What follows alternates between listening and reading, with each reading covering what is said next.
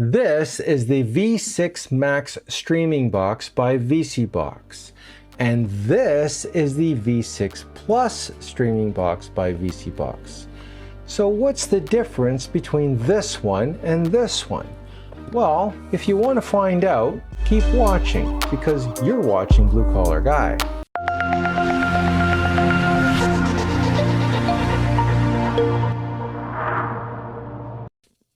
We're back. So today I've got the V6 Max streaming box and I've got the V6 Plus streaming box by vSeeBox. Disclaimer, please read carefully. This video is not sponsored. I am not an affiliate of vSeeBox or Amazon. The box was sent to me at no charge for the purposes of review and testing only. I do not endorse or promote any illegal activity. This content is created for educational and informational purposes only. Please consult with your local and federal laws to determine whether devices like this are legal in your area before purchasing or using them. Now, back to the video. And I've already got this one hooked up, but this one we're going to take out of the box and we're going to see what the difference is because there is some clear differences between these two. There's also some price differences between this one and this one. This is their new flagship and this is one step down, I guess, but it's also pretty effective. It might be good enough for your needs, or perhaps you'll get this one for a second TV. So let's do a comparison between the V6 Plus and the V6 Max. So this is what the V6 Plus looks like, and this is the V6 Max. So as you can tell, there's a big size difference. I can actually put the V6 Max on top of the V6 Plus. Thickness wise, there's a difference too, but the UI is the same. As a matter of fact, this one has an extra AV port for older TVs. So if you have something that looks very similar to this, except it would have 3 of these, this isn't the one, but this is what it would look like. And so, but they are fairly identical, except this one has a front display and this one just has a light. So this is the more powerful box and this is the entry-level box. So we're going to plug this one in and we're going to show you this UI, and here's the remote for it and the remote for the other one. So this is the V6 Plus remote. So as you can see, it's a little more luxurious. It's backlit.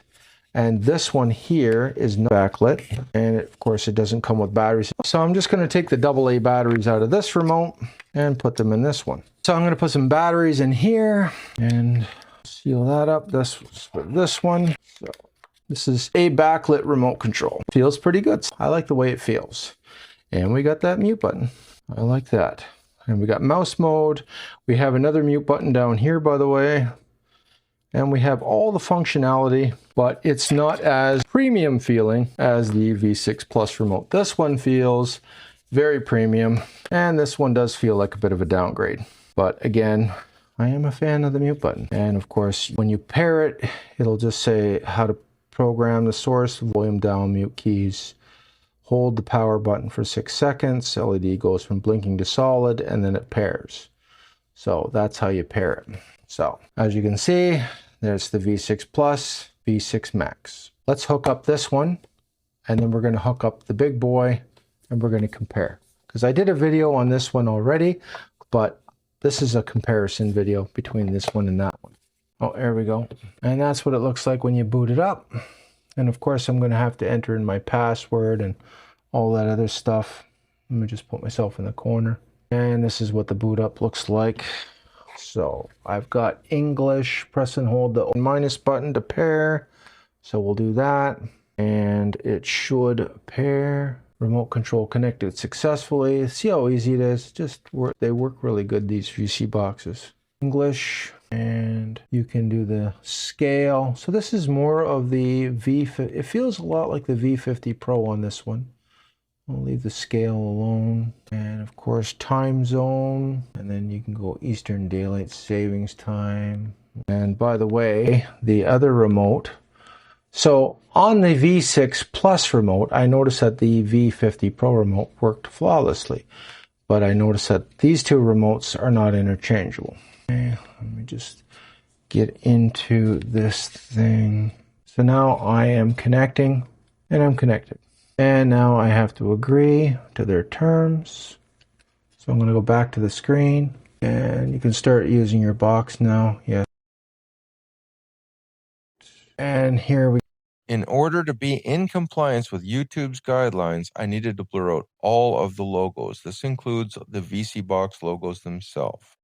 If you'd like to see what their logos look like, I did include a link to my Facebook page in the description. Thank you. Now, back to the video. So you've got these apps, and they're not downloaded yet, but you've got the Heat Live, the Heat Video on Demand, the Ultra, and the Buy Heat. So this is a different one. It's named differently, but it looks like your backup. So instead of the 6, you've got 4, because on the V6 Plus you have 6. And then, of course, you have other ones here. This is your marketplace. So if I go into your marketplace, you also have these guys, which is Nova, Puffin. So there's some other ones in here. SmartTube, that's like YouTube. BTV, Downloader. So these are all the side-loaded things that people get. That sort of thing. And Kodi. So a lot of people like Kodi. And it's on this one. Now, I didn't see it on the other one, but that doesn't mean you can't get it on there, but that's what it was. But they're not the proprietary apps. The other one is. So I need to get back to that home screen, which is here. And the nice thing is once you hit the home screen, you're right back to here. And that's kind of nice. So, okay. So now this one is booting up. This is the V6 Plus. This is the V6 Plus. This is a more premium model. It has 3 additional apps. So these 3, I don't think it mattered, but the last 3, the Ultra ones, these ones, this is the Ultra Plus. So this one has 6 apps, the other one had 4. And the biggest one is this one. I'm going to show you why. So this box is fairly snappy in that. So if I click on here, so this is like, I think I've got Motor Trend on here, and I've got to blur a lot of stuff out because of copyright. So if I click on this and then I go to menu, then I can go to what they call multi-screen. I have to take myself off, go to multi-screen, hit multi-screen, and now I can go over here and I can put on another show, and then I can have another show on there. So, and then if you want to do the audio, you just switch back and forth, right? And that's how that works. It'll be highlighted, the audio will be on, audio will be off. You probably won't hear any audio because I've got the microphone on the audio on these other ones turned off, but you know, I think it is switched to off. Yeah. So you shouldn't hear any audio, but that would be audio if you had it. Anyways, that's what that looks like. And then if you click on one, it'll just go to the full screen. And you can tell that the picture quality it's smoother.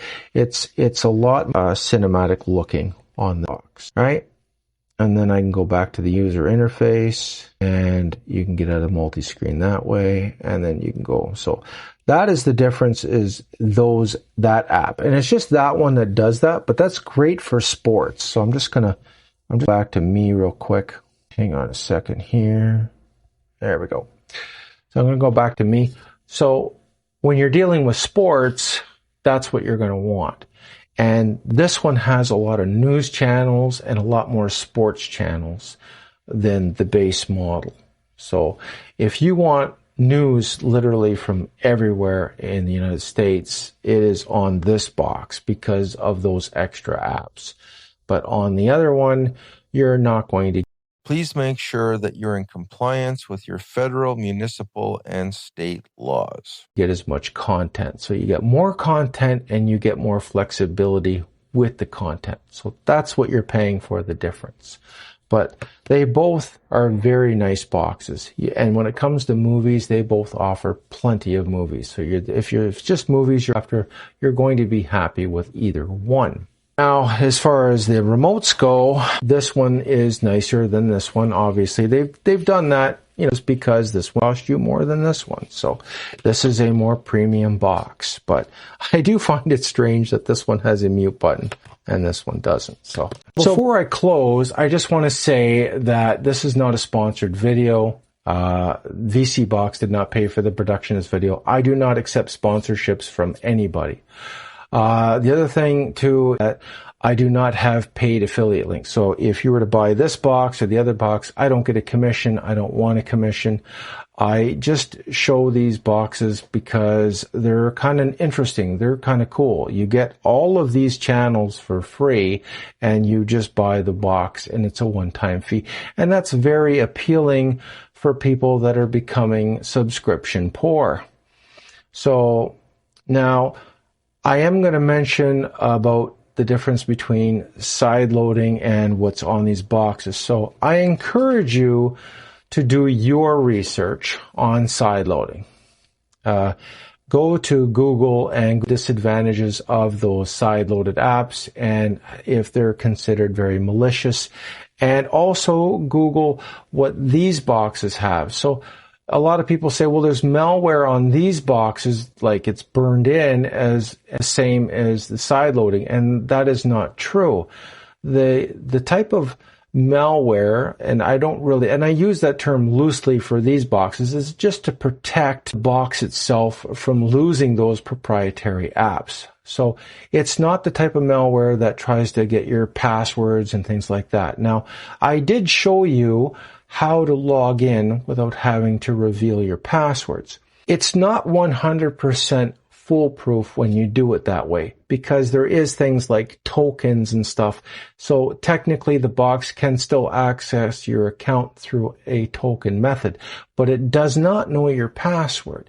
And you can change things and alter things to make it more difficult. So I use multi-factor authentication. So it'd be very difficult for this box to really access things like my emails and things like that. It's not impossible because I am logging in, but I'm logging in through my phone as opposed to the box directly. So I'm not just giving up my password, so to speak.